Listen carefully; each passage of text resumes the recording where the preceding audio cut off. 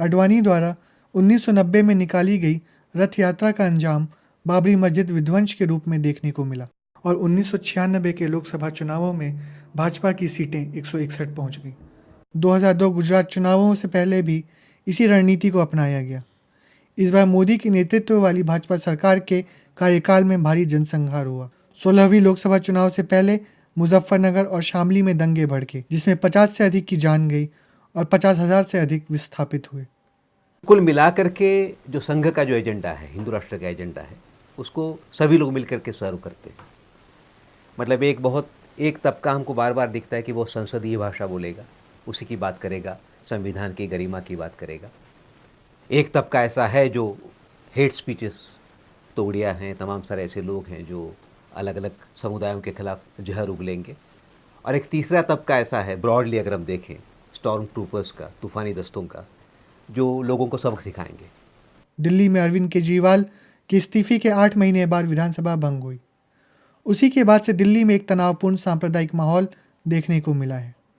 लगातार छोटे सांप्रदायिक तनावों को भड़काकर ध्रुवीकरण की कोशिश की गई। सबसे बड़ी चुनौती ये है कि जो सांप्रदायिक हिंसा और इलेक्शंस को लेकर जो संबंध बनाए गए हैं, जब भी कोई भी राज्य में या हमारे देश में कोई इलेक्शन, जनरल इलेक्शन या राज्य का इलेक्शंस आता है, तब आप देखेंगे कि सांप्रदायिकता बढ़ती जाती है।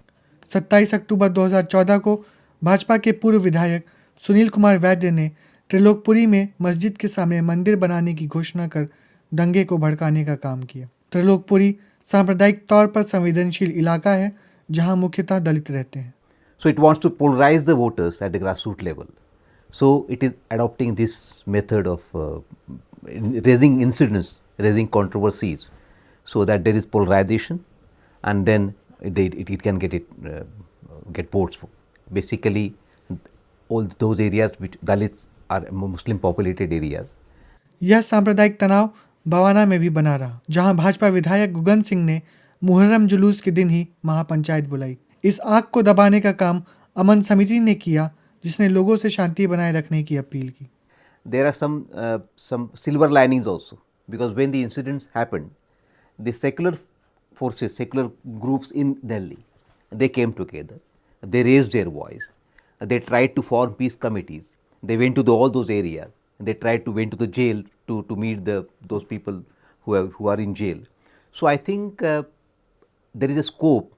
Yeah, the BJP and Hindutva organizations are trying their best to polarize the situation in Delhi, looking at the fact that the elections are coming, and that the Muharram procession in Trilokpuri was led by Hindus, that was reported. 5 नवंबर की सुबह ओखला की एक मस्जिद में मरे हुए सुअर को फेंका गया। नूरे इलाही के एक प्रमुख होटल के बाहर मरी हुई गाय के अवशेष पाए गए। जब माहौल में ज़्यादा तनाव उत्पन्न नहीं हो पाया, तब युवा हिंदू संघ ने यहाँ भी महापंचायत बुलाकर अति संवेदनशील पर्चे बांटे। I think it's being done with the intent to provoke the minority. They're really doing it so that somewhere there'll be a provocation and somebody will react. And once that reaction comes, that will justify one more carnage or holocaust. And that is what is frightening about this entire strategy. साथ ही साध्वी निरंजन ज्योति जैसे केंद्रीय मंत्रियों ने रामजादे और हरामजादे जैसे शब्दों का इस्तेमाल कर अल्पसंख्यकों को निशाना बनाने की कोशिश की। 1 दिसंबर 2014 को दिलशाद गार्डन के सेंट सेबेस्टियन चर्च को खाक में मिला दिया गया। यह भी किसी योजनाबद्ध घटना के समान प्रतीत हो रहा था, क्योंकि वहां मिट्टी तेल की गंध पाई गई और साथ ही अंदर की किताबें फटी हुई और जली हुई पाई गई। Definitely see a pattern behind all these incidents. These incidents may appear spontaneous local incidents, but one can definitely see a pattern. Right from the statement, the controversial statement made by Mrs. Niranjan Jyoti, to the local level incidents. Because I feel that the elections are coming.